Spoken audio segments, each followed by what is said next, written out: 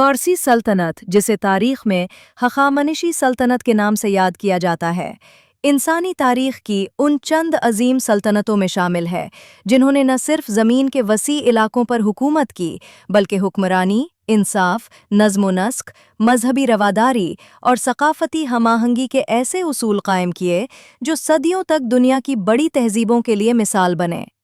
इस अजीम सल्तनत का आगाज़ 6ठी सदी क़ब्ल मसीह में ईरान के इलाके फ़ारिस से हुआ, जहाँ मुख्तलिफ आरियाई क़बाइल आबाद थे। इन्हीं क़बाइल में से एक हखामनशी ख़ानदान था, जिससे एक गैर मामूली शख्सियत Cyrus Azam, Cyrus the great, ने जन्म लिया। साइरस एक ऐसे दौर में उभरा जब मशरिक़ वुस्ता ताकतवर मगर ज़ालिम सल्तनतों में तकसीम था। माद, असूर, बाबल और लीडिया जैसी रियासतें एक दूसरे से बरसरे पैकार थीं। साइरस ने सबसे पहले माद सल्तनत को शिकस्त देकर ईरानी कबाइल को मुत्तहिद किया। फिर लीडिया के मशहूर बादशाह क्रोइसिस को शिकस्त देकर एशियाई कूचक पर कब्जा किया और आखिरकार 539 क़ब्ल मसीह में बाबल फतह किया, जो इस ज़माने का सबसे बड़ा, अमीर और मुक़द्दस शहर समझा जाता था। बाबल की फतह फ़ारसी सल्तनत के लिए सिर्फ अस्करी कामयाबी नहीं थी, बल्कि अखलाकी और तहज़ीबी बरतरी की अलामत भी बनी, क्योंकि साइरस ने फ़ातेह होने के बावजूद कत्लेआम नहीं किया, मंदिरों को तबाह नहीं किया, मकामी मज़ाहिब का एहतराम किया और मुख्तलिफ कौमों को आज़ादी दी। इसी फैसले ने साइरस को तारीख़ का पहला इंसान दोस्त हुक्मरान बना दिया। साइरस ने एक मिट्टी के सिलेंडर पर अपने उसूल तहरीर करवाए, जिनमें मजहबी आज़ादी, ग़ुलामी के ख़ात्मे और इंसाफ की बात की गई।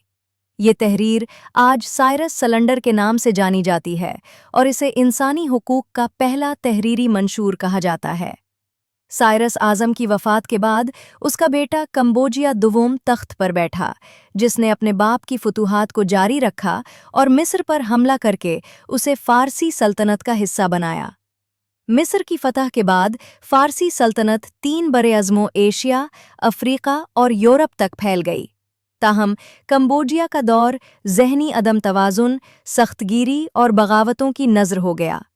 इसकी अचानक मौत के बाद सल्तनत बदअमनी का शिकार हो गई। हर तरफ बगावतें फूट पड़ीं।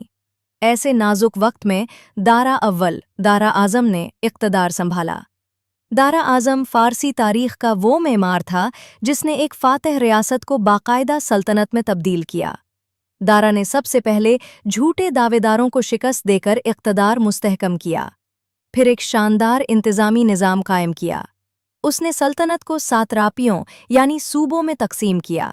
हर सूबे में गवर्नर, फौजी कमांडर और खजांची को अलग अलग रखा, ताकि कोई एक शख्स मुकम्मल ताकत हासिल न कर सके। दारा ने पहली मर्तबा मर्दमशुमारी, ज़मीन की पैमाइश और बाकायदा टैक्स निज़ाम मुतारिफ करवाया।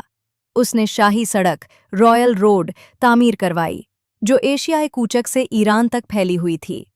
इस सड़क के ज़रिए तिजारत, फ़ौजी नक़्लो हरकत और इत्तलात का तबादला इंतहाई तेज़ी से होता था।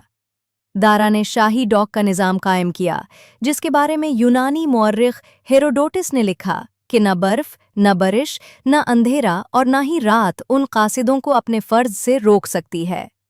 दारा के दौर में फ़ारसी सल्तनत मुआशी लिहाज से बेमिसाल बन गई। सोने और चांदी के सिक्के जारी किए गए। बैनुल-अक़वामी तिजारत को फ़रोग़ मिला।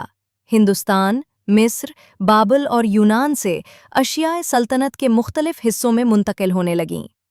दारा ने तख्त जमशेद की तामीर शुरू करवाई, जो महज एक महल नहीं बल्कि पूरी फ़ारसी तहज़ीब का मज़हर था, जहाँ दीवारों पर कंदा नक़ूश मुख्तलिफ कौमों की नुमाइंदगी करते थे, जो ये ज़ाहिर करते थे कि फ़ारसी सल्तनत ताकत के साथ साथ इत्तेहाद और एहतराम की अलामत है।